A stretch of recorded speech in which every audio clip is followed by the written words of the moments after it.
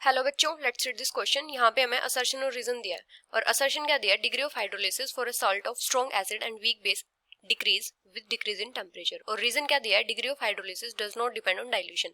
और ऑप्शंस क्या दिए हैं, both assertion and reason are true and reason is the correct explanation of assertion. Both assertion and reason are true but reason is not the correct explanation of assertion. Assertion is true but reason is false. Assertion is false but reason is true. तो यहाँ पे हमारा की concept क्या हो जाएगा, अगर हम बात करें डिग्री ऑफ हाइड्रोलिसिस की, डिग्री ऑफ हाइड्रोलिसिस, तो डिग्री ऑफ हाइड्रोलिसिस क्या होती है, इसको हम रिप्रेजेंट करते हैं H से। और ये होती क्या है, क्वांटिटेटिव कैरेक्टरिस्टिक होती है for hydrolysis of salts. Quantitative characteristic for hydrolysis of salts. ये इक्विवेलेंट होती है to the proportion of concentration of hydrolysed part of the atom to all convergence of the specific salt in arrangement. जैसे जो degree of hydrolysis होती है strong acid और weak base के salt के लिए, वो क्या करती है, इंक्रीज करती है with increase in temperature and dilution. अगर हमारे पास एसिड और बेस दोनों वीक है तो जो डिग्री ऑफ हाइड्रोलिसिस होगी वो क्या हो जाएगी, इंडिपेंडेंट हो जाएगी डाइल्यूशन के।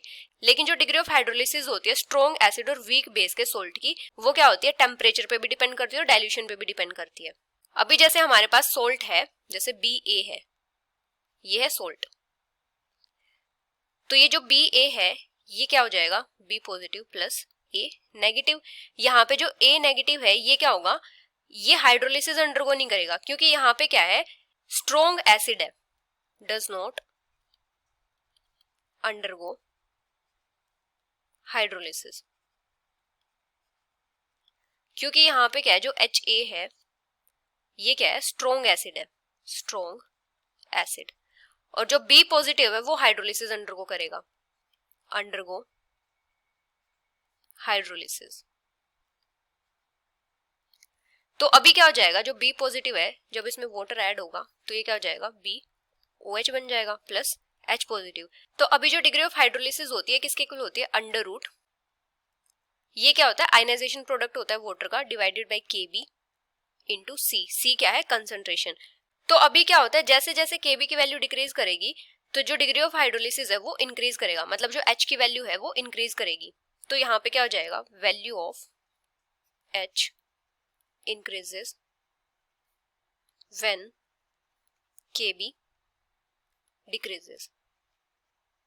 तो जो डिग्री ऑफ हाइड्रोलिसिस होती है टेम्परेचर के ऊपर भी डिपेंड करती है। ये क्या करती है, जब टेम्परेचर इंक्रीज होता है तो इंक्रीज करती है, increases with increase in temperature, in temperature.